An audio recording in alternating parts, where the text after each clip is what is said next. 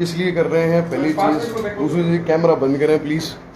क्यों कैमरा बंद करो, चलते थे, क्या दिक्कत है? नहीं, आप किस रेस्पॉन्स से आए हैं, किसके साथ हैं, क्या कर? मैं किसके साथ हूँ? मैं तो आपके साथ भी हूँ, उनके साथ भी, इसीलिए तो बुलाए। आपके मैं पास तो आया। मुलाकात ही नहीं हुई, आज आया हूँ मैं तो मॉर्निंग में। मैं तो पेशेंट के साथ वालों से मिलना चाहता हूँ जी। वो लोग मिलने कोई राजी नहीं है मेरे से। क्या कह रहे हैं जी 3 फोन मैं कर चुका हूँ, आपके आगे एक और कर देता हूँ मीडिया के सामने ये लोग। चलिए भाई, डॉक्टर साहब भी जो है आरोप लगा रहे हैं, 3-4 बार फोन कर चुके हैं, बात कर लेते हैं इनसे। नहीं, आरोप भाई आरोप हम इसीलिए करे, बात करे, फोन नहीं उठा रहे। ऐसे तो मैं कह दूं आपके ऊपर, आपने यहाँ 100 का नोट रखा था, आपने उठा लिया, मैं आरोप थोड़ी ना हो जाएगा। हेल्थ केयर सर्विसेज हम लोग दे रहे हैं, सारे अस्पताल हिसार के अंदर चल रहे हैं। ऐसा कोई अस्पताल नहीं है जहां पे ये वाले इश्यूज ना क्रिएट होते हों, है ना। दूसरी चीज ये है, जो पेशेंट आया था, पेशेंट को हाई वेलोसिटी ट्रॉमा था, सिर में चोट थी, डे 1 से डे 2 के बीच हमारे पास आया था। उसके बाद हमने न्यूरो सर्जिकल ओपिनियन इसका करा चुके हैं 3 बार, ठीक है ना। आईज इसकी फिक्स थी, डायलेटेड थी, कोई हाथ पैरों में कोई भी मूवमेंट नहीं आ रहा था, हलचल नहीं आ रही थी। साथ वालों को बार बार समझाने के पश्चात डे 5 पे इन्होंने ऑपरेशन के लिए एग्री किया। डे 5 पे जब ऑपरेशन के लिए एग्री किया तो हमने बहुत सारे, जितने भी हमारे पास न्यूरोसर्जिकल इंटरवेंशंस के लिए डॉक्टर्स हैं, सबको हम लोगों ने संपर्क किया। सारे डॉक्टर्स ने ये कहते हुए, इवन इफ इनकी 2 डॉक्टरों से हमने स्पेशली जाके मुलाकात कराई, मैं डॉक्टरों के और हॉस्पिटल्स के नाम नहीं लेना चाहता, उचित नहीं लगेगा, कि भाई इस कंडीशन में हम क्या ऑपरेट कर सकते हैं। तो उन्होंने साफ कहा ऑपरेशन कर भी देंगे तो बचने की या निकलने की उम्मीद बहुत कम है, यानी कि 10% है। ये लोग जमा गरीब आदमी हैं, ना ही इनके पास कोई गवर्नमेंट फैसिलिटी है जैसे आयुष्मान कार्ड, वो भी नहीं है इनके पास।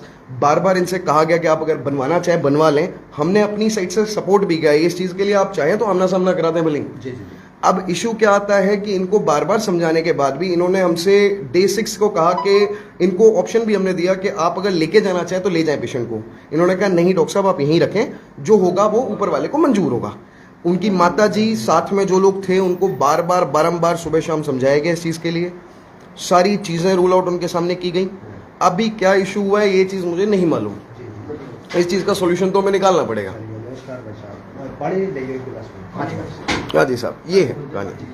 परिवार जो है, परिवार का कहना है कि 1,10,000 रुपए और मांग रहे हैं, हमने लगभग 1,40,000 रुपए हम दे चुके हैं। हाँ जी, परिवार के जो आरोप बिलिंग का एक बार ऐसा है जी, ना तो मेरे पिताजी का अस्पताल, ना मैं अस्पताल का मालिक, मैं अपनी सेवा यहाँ पे दे रहा हूँ, है ना, और क्रिटिकल केयर का एक्सपर्ट हूँ।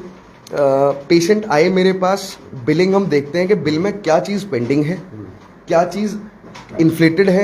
उसको देखो, हॉस्पिटल लाइन में कोई भी चीज़ फिक्स नहीं होती साहब, हमारे पास सब तरीके के लोग आते हैं, जमा गरीब भी आता है, उसके हिसाब से भी हम ट्रीट करते हैं। यदि आप मेरा इंटरव्यू इस पेशेंट के लिए ले रहे हैं तो मेरे पास 4 पेशेंट ऐसे भी जिनसे हम बेड का पैसा नहीं ले रहे हैं, मैं चाहूँगा उनके भी आप इंटरव्यू लें भाई, अच्छी बात है, जिनसे हम बेड का भी पैसा नहीं ले रहे हैं।